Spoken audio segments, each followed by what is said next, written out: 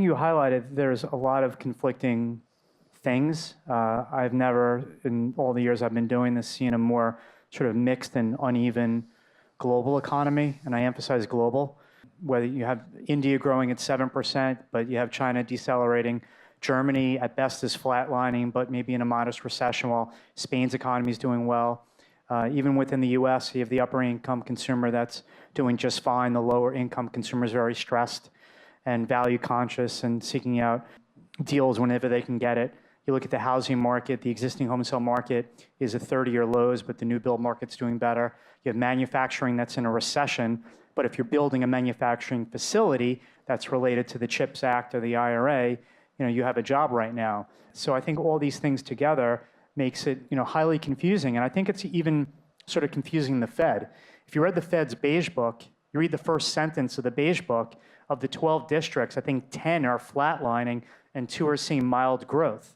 That does not equate to a 3% GDP figure. So the Fed, of course, is looking at the Beige Book and using that as an input to how they decide on monetary policy. But even within the equity market, up until July, it was all dominated by all the names we know.